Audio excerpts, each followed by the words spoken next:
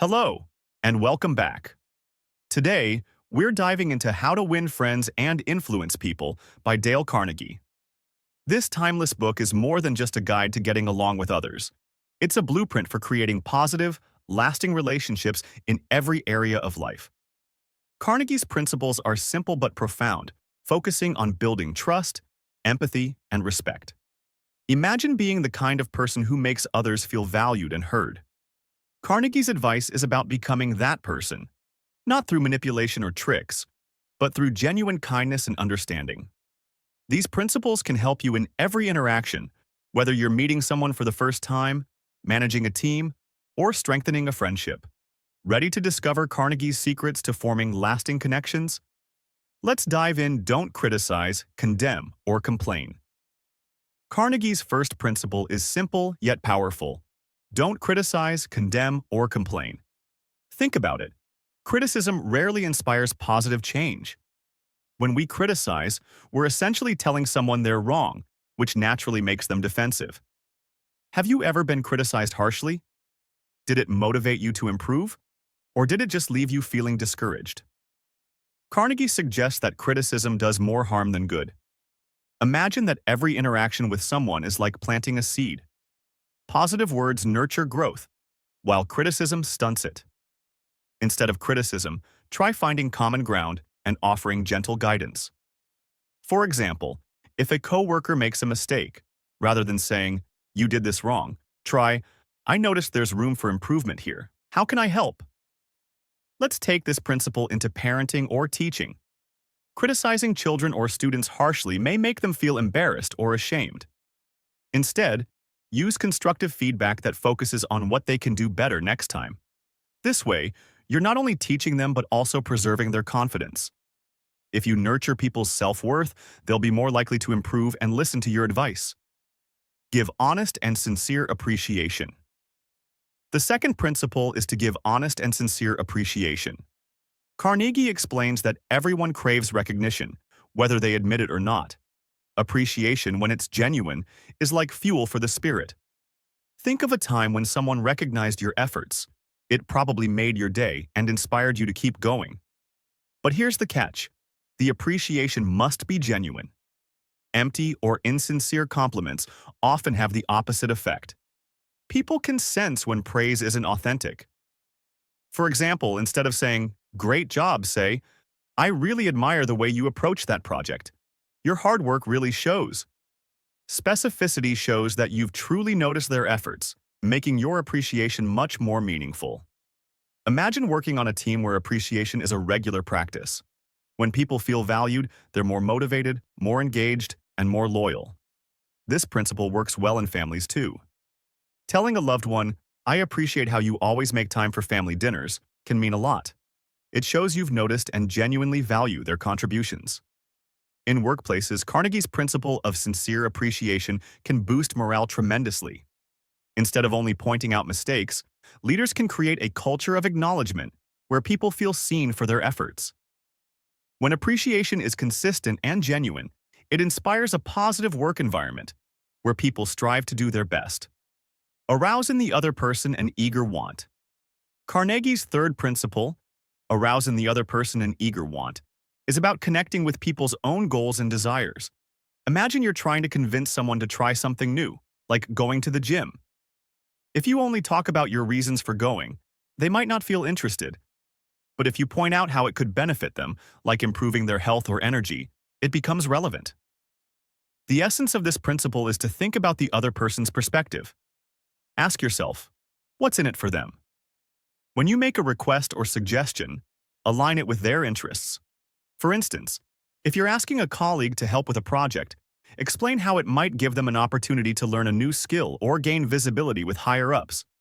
This shifts the focus from what you want to how it benefits them.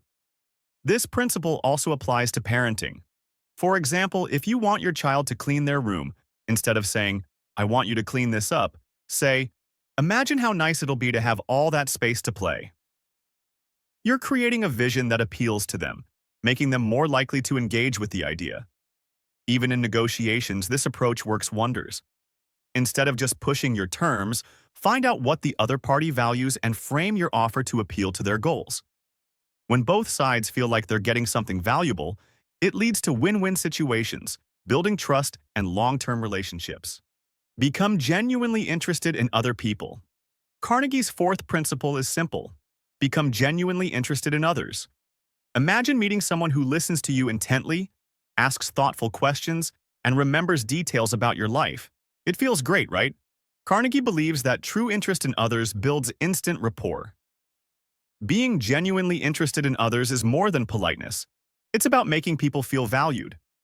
Carnegie suggests asking open-ended questions that encourage people to share about themselves. Imagine you're a detective, discovering what makes someone unique. Instead of talking about yourself, ask questions like, what got you interested in your field? Or, what do you enjoy doing in your free time? By focusing on them, you make them feel important. Imagine you're meeting new coworkers. Instead of listing your achievements, show genuine interest in their roles and experiences.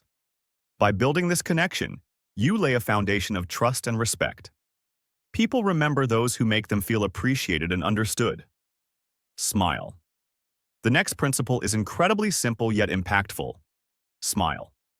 Carnegie calls a smile sunshine that warms hearts. Think of a smile as a sign that says, I'm happy to see you. It's such a small gesture, but it can instantly transform the atmosphere. Smiles are powerful because they're contagious. Think about a time you felt down, and someone smiled warmly at you. It probably lifted your spirits, even if just a little. Carnegie explains that smiling makes people feel comfortable and valued. It's a non-verbal way of saying, I welcome you. Even when you don't feel like it, a simple smile can set a positive tone for any interaction. Imagine going to a meeting where everyone looks stressed and tense. By entering with a calm, warm smile, you can set a positive example. Smiling may seem minor, but it's a powerful way to communicate openness and friendliness. Even in difficult conversations, a smile can ease tension and create a better environment for discussion. Remember that a person's name is the sweetest sound. Carnegie says that a person's name is to them the sweetest sound. Think about how good it feels when someone remembers your name. It shows they see you as an individual, not just another face. Using someone's name is a simple yet powerful way to make them feel valued. Remembering names can be challenging, but Carnegie suggests using associations to make it easier. For instance, if you meet someone named Rose, picture a rose next to them in your mind. If their name is Cliff, imagine them standing on a cliff. This technique turns names into memorable images, helping you recall them more easily. In social situations, remembering someone's name can have a big impact. It's a small detail, but it speaks volumes. By using people's names, you make them feel important. This principle is also powerful in customer service, where personal attention goes a long way in building loyalty. Talk in terms of the other person's interests. Carnegie's seventh principle is to talk in terms of the other person's interests. Imagine you're in a conversation where the other person only talks about things they enjoy. It's frustrating, right? By focusing on their interests, you're showing that you care about what matters to them. Think of this as tuning into someone's personal station. If they love sports, ask about their favorite team. If they're passionate about travel, inquire about their recent trips. You're aligning with what they value, creating a meaningful and enjoyable conversation. When you talk in terms of the other person's interests, you're connecting on a deeper level. This principle is also valuable in building trust in professional settings. Imagine you're leading a team project. By discussing how the project aligns with each team member's strengths and interests, you make them feel valued and engaged, boosting their motivation and commitment. Make the other person feel important. Finally, Carnegie says, make the other person feel important, and do it sincerely. Imagine being at a gathering where someone genuinely values your opinion. It feels amazing, right? Carnegie believed that making people feel important is one of the highest forms of respect. Imagine being at a gathering where someone actively listens to you, maintains eye contact, and asks thoughtful follow-up questions about your thoughts. Such interactions create a memorable impression as they affirm your worth and significance. Carnegie believed that showing genuine interest in others is not only respectful, but also a powerful tool for influencing and building friendships. This approach does not require grand gestures. Rather, it thrives on small, heartfelt actions like remembering names, acknowledging someone's efforts, or showing empathy. When we demonstrate respect in these ways, it strengthens bonds and fosters goodwill, making others feel they matter. To make someone feel important, acknowledge their strengths and contributions. Say things like, "I admire your expertise in this area," or "Your insights are really helpful." Just make sure it's genuine. People can tell if it's not. This approach isn't about flattery, it's about recognizing and respecting people's unique qualities. Carnegie's emphasis on authenticity here is crucial. People are perceptive. They can easily sense hollow praise or forced compliments, which can feel dismissive rather than supportive. Acknowledging someone's strengths shouldn't feel like flattery or a means to an end. Instead, it should stem from a real appreciation for who they are and what they contribute. By focusing on specifics, such as their insights, creativity, or work ethic, we show that we've paid attention and genuinely respect their individuality. This approach is also a reminder that everyone has unique strengths worth acknowledging, regardless of their role or status. When we recognize someone's qualities or contributions in a sincere way, we empower them. They feel more confident, valued, and likely to contribute even more. This positive reinforcement strengthens relationships as people naturally appreciate those who make them feel seen and respected.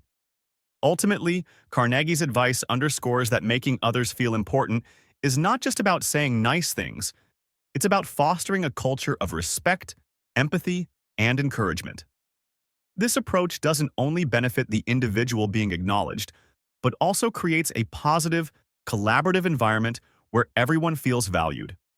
In the long run, such environments lead to more meaningful and rewarding relationships, both personally and professionally.